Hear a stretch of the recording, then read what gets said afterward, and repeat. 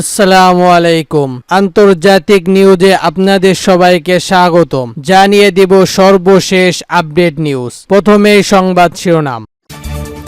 গাজায় যুদ্ধবিরতি কার্যকরে 4 কঠিন শর্ত দিলেন নেতানিয়াহু। আরও জানিয়ে দিব থাকসিন সিনিয়র যাত্রার মেয়েকে প্রধানমন্ত্রী নিয়োগ দিল থাইল্যান্ড। আরও জানিয়ে দিব পাকিস্তানের পুলিশের গাড়ি লক্ষ্য করে বিস্ফোরণ। আরও জানিয়ে দিব কলকাতায় নারী নির্যাতনকে কেন্দ্র করে জিপিবি পুলিশের সংঘর্ষ। সর্বশেষ জানিয়ে দিব পাকিস্তানে বিক্ষোভের ডাক শিক্ষার্থীদের। শুনছিলেন সংবাদ শিরোনাম, এরপর বিস্তারিত। তার আগে আমাদের সংবাদটি যদি ভালো লেগে থাকে তাহলে লাইক কমেন্ট শেয়ার করে দিবেন, আর আমাদের সংবাদটি সর্বপ্রথম পেতে সাবস্ক্রাইব করে রাখবেন। গাজায় যুদ্ধবিরতির কার্যকর 4 কঠিন শর্ত দিলেন নেতানিয়াহু। এবার শুনুন বিস্তারিত। গাজায় ইসরায়েল সেনাদের যুদ্ধবিরতি কার্যকর করতে দফায় দফায় আলোচনা করছে আন্তর্জাতিক সম্প্রদায়। সর্বশেষ বৃহস্পতিবার কাতার, মিশর ও যুক্তরাষ্ট্রের মধ্যস্থ কাতারের দোহায় আবেগ দফা আলোচনা হয়েছে ইসরায়েলের সঙ্গে। তবে সেই আলোচনা এখন চ্যালেঞ্জের মুখে পড়ে গেছে ইসরায়েলের প্রধানমন্ত্রী বেনিয়ামিন নেতানিয়াহু 4টি কঠিন শর্ত করা। নেতানিয়াহুর শর্ত 4টি হলো: প্রথম শর্ত, উত্তর ও দক্ষিণ গাজাকে ভাগ করে গাজায় নতুন করে ইসরায়েলি বাহিনী নেজারিম তৈরি করছে। মধ্য গাজা থেকে উত্তর গাজায় সংস্কার ফিলিস্তিনদের এই কমিটির প্রক্রিয়া ঠেকানো নিশ্চিত করতে হবে। দ্বিতীয় শর্ত, মিশর পরবর্তী ফিনল্যান্ডের কমিটি এবং মিশর ও গাজার মধ্যকার রফা সংস্কার নিয়ন্ত্রণ ইসরায়েলের হাতে থাকবে। গত মে মাস থেকে এই কমিটি ও সংস্কার নিয়ন্ত্রণ করছে ইসরায়েল। তৃতীয় শর্ত হলো গাজায় কয়েকজন ইসরায়েলি বন্দী জীবন্ত আছে, সে তথ্য দিতে হবে হামাসকে, আর তাদের বিনিময়ে ইসরায়েলের কারাগার থাকা ফিলিস্তিনদের মুক্ত দেওয়া হবে। চতুর্থ শর্ত হলো হামাস মুক্ত করতে চায় এমন যে কোনো বন্দী মুক্তর বিষয়টি নাকচ করে দেওয়ার অধিকার চায় ইসরায়েল। একই সঙ্গে মুক্ত পাওয়া ফিলিস্তিন বন্দীদের তৃতীয় কোনো দেশে পাঠাতে চায় দেশটি। আরও জানিয়ে দিব থাকসিন সিনিয়র যাত্রার মেয়েকে প্রধানমন্ত্রী নিয়োগ দিল থাই পার্লামেন্ট। এবার শুনুন বিস্তারিত। থাই পার্লামেন্টের সাবেক প্রধানমন্ত্রী ও ধনকুর থাকসিন সিনিয়র যাত্রার মেয়েকে নতুন প্রধানমন্ত্রী হিসেবে নিয়োগ দেওয়ার পক্ষে রায় দিয়েছেন দেশটির পার্লামেন্ট। আজ শুক্রবার আনুষ্ঠানিক ভোটাভুটিতে আইনগতভাবে 37 বছর বয়সী পেতঙ্কার সিনিয়রকে প্রধানমন্ত্রী হিসেবে বেছে নিয়েছেন, খবর রয়টার্সে। আজ পার্লামেন্টে অনুষ্ঠিত ভোটাভুটি পেতঙ্কার পক্ষে 319 জন ভোট দিয়েছে আর বিপক্ষে ভোট দিয়েছে 145 জন। পেতঙ্কা হবে থাইল্যান্ডের সর্বকনিষ্ঠ প্রধানমন্ত্রী। তাছাড়া তিনি হবেন দেশটির দ্বিতীয় নারী প্রধানমন্ত্রী। এর আগে তার ফুফু ইলাক সিনিয়র যাত্রা প্রথম নারী প্রধানমন্ত্রী হিসেবে দায়িত্ব পালন করেছেন। গত বুধবার থাইল্যান্ডের প্রধানমন্ত্রী হিসেবে শেফা থামিকে পদচ্যুত করেন দেশটির সাংবিধানিক আদালত। পাশাপাশি তার মন্ত্রিসভা ভেঙে দেওয়ার রায় দেন আদালত। গতকাল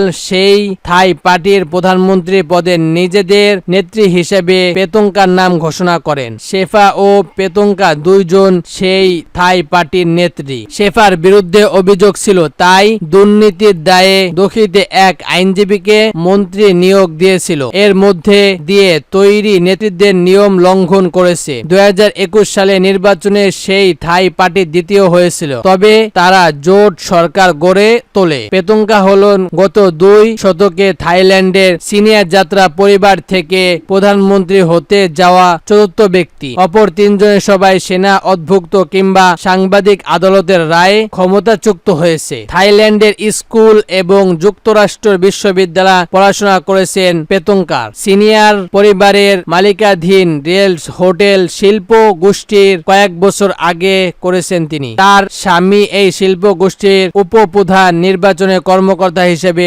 নিযুক্ত। পেতঙ্কা 2021 সালে সেই থাই পার্টিতে যোগ দেন। 23 সালের আগস্টে তাকে দলের নেত্রী হিসেবে যোগ দেওয়া হয়।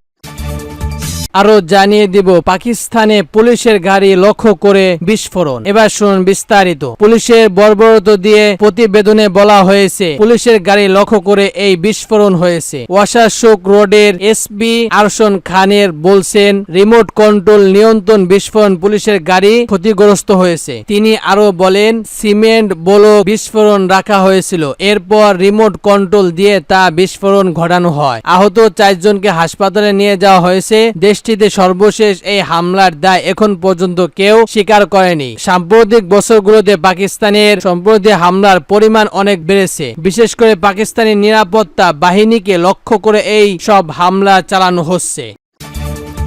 9 আগস্ট আরজিকর হাসপাতালের সেমিনার হলে এক নারী চিকিৎসককে ধর্ষণের পর নৃশংসভাবে হত্যা করা হয়েছে। এই ঘটনার পর থেকে পশ্চিমবঙ্গের রাজধানী কলকাতা সহ বিভিন্ন স্থানে বিক্ষোভ শুরু হয়েছে।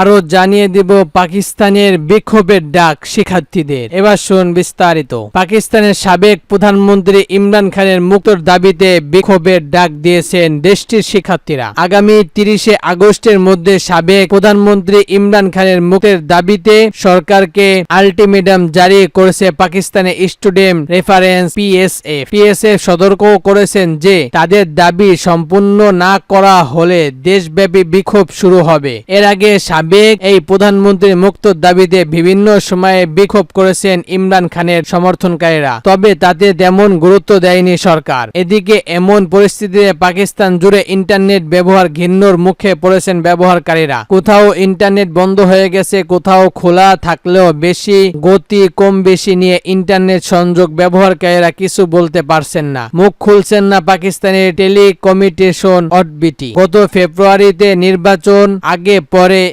সাবেক টুইটার বন্ধ করে দিয়েছেন পাকিস্তানের সরকার। জাতীয় নিরাপত্তার প্রতি হুমকি বিবেচনা এটা করা হয়। বুধবার ব্যবহারকারীরা অনেক ওয়েবসাইটে প্রবেশ করতে পারেনি। এসব ওয়েবসাইটে ঢুকতে ভিপিএন ব্যবহার করতে হয়। দেশটির হোয়াটসঅ্যাপ ব্যবহারকারীরা জানান পাকিস্তান জুড়ে সামাজিক যোগাযোগ মাধ্যমে বার্তা পাঠাতে কিংবা কোনো কন্টেন্ট আপলোড ও ডাউনলোড করতে স্বাভাবিক সময়ের চেয়ে অনেক বেশি সময় লাগছে। অনেক সময় সেটাও করা যাচ্ছে না। নেটিজেনদের অভিযোগ সামাজিক যোগাযোগ মাধ্যম ব্যবহার করে ঘৃণ্য ঘটনার মাধ্যমে সরকার শুধু যোগাযোগের ঘটনায় ঘটছে না, বরং মৌলিক অধিকার লঙ্ঘন করছে। সেই যোগাযোগ করা হলেও গণমাধ্যমে তারা নিশ্চিত কিছু করেননি। সংলগ্ন সূত্রে জানিয়েছে ডিজিটাল জার্জি নিয়ে সংকলন জেগে গত মাসে পাকিস্তানের একটি ফাওয়ার টিলার দেওয়া হয়। এরপরে সামাজিক যোগাযোগ মাধ্যম সহ বিভিন্ন অ্যাপগুলো চালাতে সমস্যায় পড়ছেন ব্যবহারকারীরা। গত মাসে সরকারি কর্মকর্তারা জানান সফটওয়্যার টিলাই শেষ হওয়ার পর ইন্টারনেটের গতি স্বাভাবিক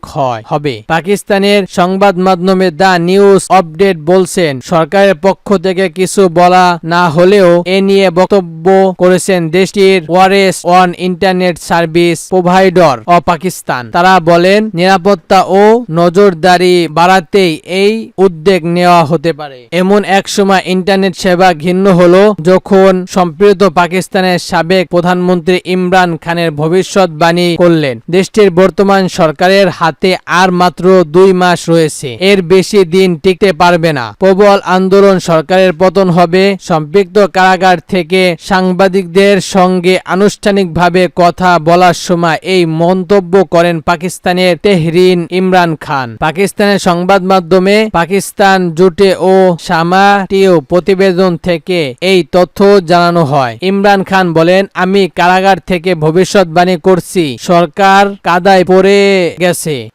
আর উঠে দাঁড়াতে পারবে না। আবার ক্ষমতায় আসার আশ্বাস বক্তব্য করে তিনি বলেন আমার হাতে তো অনেক সময় আছে, কিন্তু তাদের হাতে সময় নেই, তারা বোকা, কিছু বুঝতে পারছেন না।